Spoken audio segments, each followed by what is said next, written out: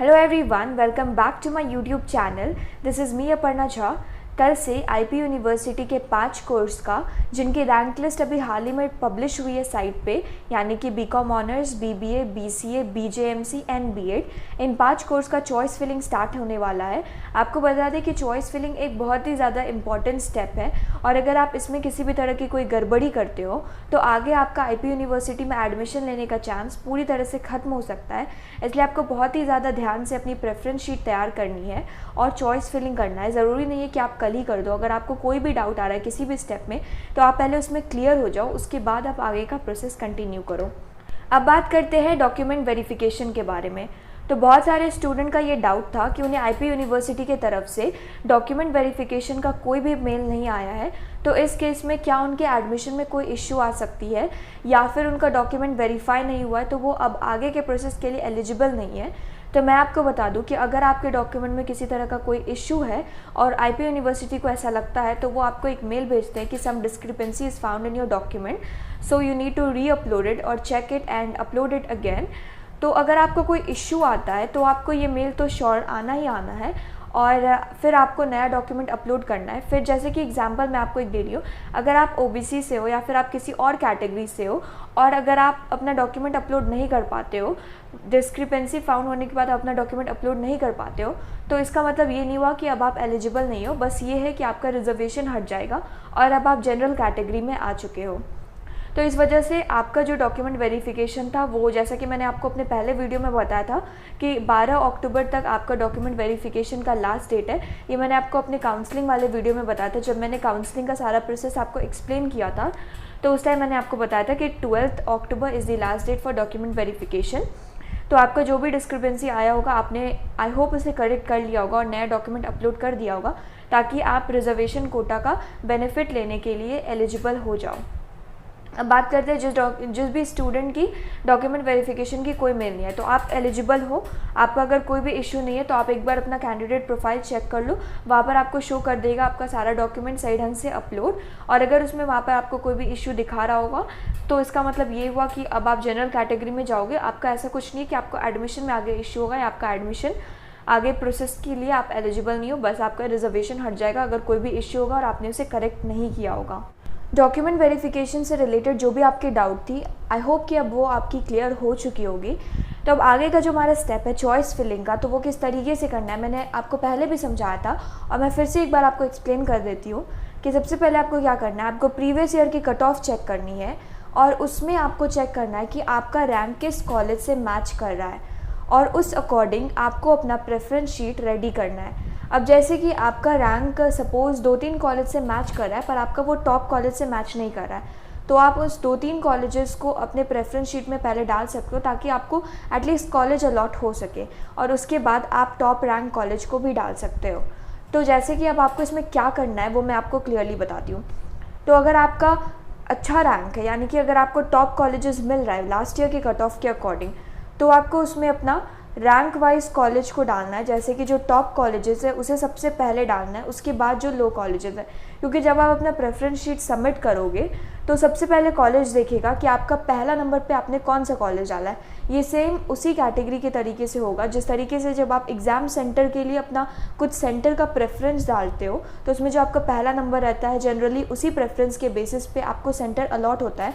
कुछ उसी तरीके से कॉलेजेस की भी बात है।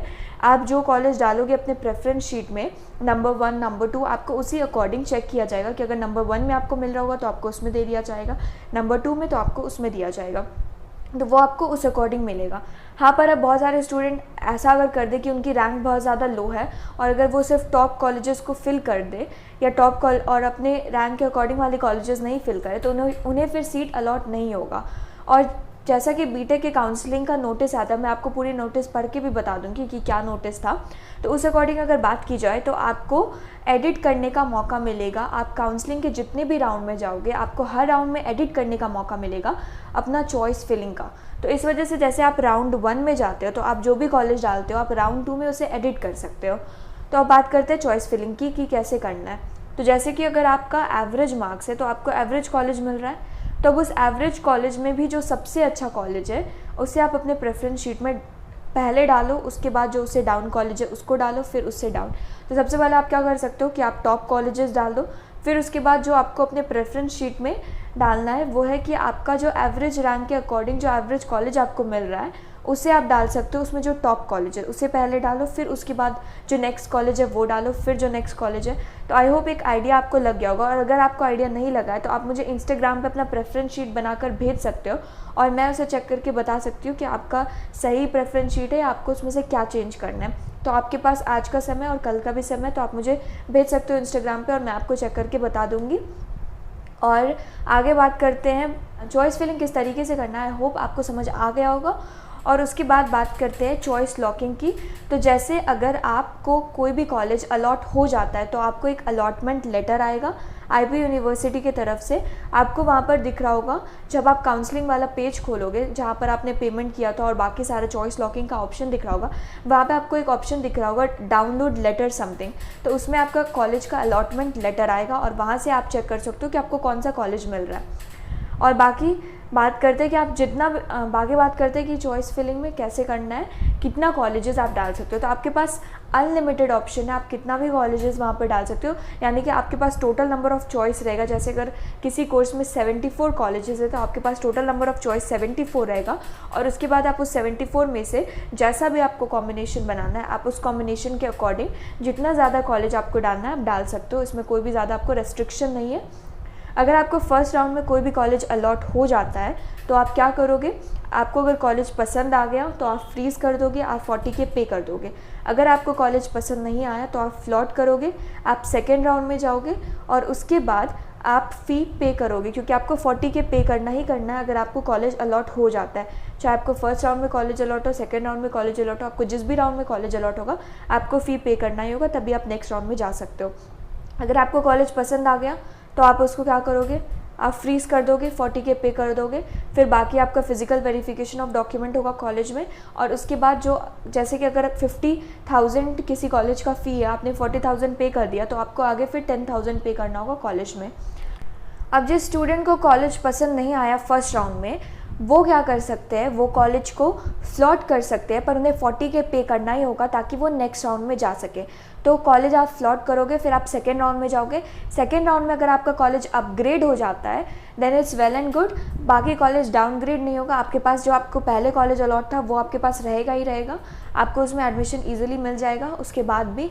पर अगर आपका कॉलेज अपग्रेड होता है तो आपको नया कॉलेज मिलेगा, और आपको जो पहले वाला कॉलेज था वो किसी और को ट्रांसफ़र हो जाएगा, और इस वजह से फिर आपको उस कॉलेज में कोई चांस नहीं है कि आप वापस से उस कॉलेज के पास जा सको। तो ऐसे ही आप थर्ड राउंड तक करोगे। उसके बाद हमारा स्लाइडिंग आता है, फिर स्पॉट राउंड आता है। स्पॉट राउंड में आपका सारा रिजर्वेशन खत्म हो जाता है। तो पहले अभी फर्स्ट राउंड के बारे में देखते हैं। फर्स्ट राउंड आपको क्लियर हो जाए, उसके बाद जैसे जैसे सेकंड राउंड होगा फिर मैं सेकंड राउंड पे आपको बता दूंगी, फिर थर्ड राउंड पे थर्ड राउंड के बारे में बता दूंगी। तो आगे अभी कल से आपका चॉइस फिलिंग स्टार्ट हो रहा है, तो बहुत ही ज़्यादा ध्यान से आपको अपना चॉइस फिलिंग कंप्लीट करना है ताकि कोई भी तरह का आपका मिस्टेक ना हो उस चॉइस फिलिंग में। और क्योंकि अगर आपका चॉइस फिलिंग में मिस्टेक होगा फिर आपको एडमिशन लेने में प्रॉब्लम हो सकती है। और मैं आपको स्क्रीन रिकॉर्ड करके भी बता दूंगी कल जब चॉइस फिलिंग स्टार्ट हो जाएगा कि आपको किस तरीके से करना है, क्या क्या वहाँ पे ऑप्शन आती है और कैसे सारा प्रोसेस कंप्लीट होता है। So stay tuned with my channel and you will get all kind of update. बाकी अगर आपको कोई भी इश्यू हो तो आप मुझे इंस्टाग्राम पे DM कर सकते हो। माई यूज़र नेम इज़ aparna.jha23 और मैंने टेलीग्राम ग्रुप भी बनाया है 5 कोर्स का, आप वहाँ पे भी मुझे मैसेज कर सकते हो। और बाकी कोर्स वाले जितने भी स्टूडेंट हैं अपार्ट फ्रॉम दीज 5 कोर्स, तो आप लोगों की भी जब नोटिस आएगी तो मैं आपको बता दूँगी। बाकी मैंने BTech का नहीं किया है अपने चैनल पे, और मैंने BBA LLB का भी नहीं किया, पर बाकी जो आने वाले जितने भी कोर्सेज हैं मैं उन सारे का इस चैनल पे आपको अपडेट्स देती रहूँगी। So thank you so much for watching my video till the end. अगर आपको कोई भी डाउट हो तो comment section are open. And हाँ, मैंने एक चीज़ तो बात ही नहीं किया, जिन्हें सीट अलॉट नहीं होगा उन्हें क्या करना है। अगर आपको सीट अलॉट नहीं होता है तो आप नेक्स्ट राउंड में जाओगे, और नेक्स्ट राउंड में अगर आपको सीट अलॉट होता है फिर आप 40K पे करोगे। और सबसे इम्पॉर्टेंट ये है कि आप जैसे अगर आपका लो रैंक है तो आप जितना ज़्यादा कॉलेजेस अपने प्रेफरेंस शीट में डालो उतना अच्छा है, ताकि एटलीस्ट आपको कोई ना कोई कॉलेज मिल सके और आपका सीट अलॉट हो सके आपको, और फिर आपको एडमिशन मिल सके। I am done with the video.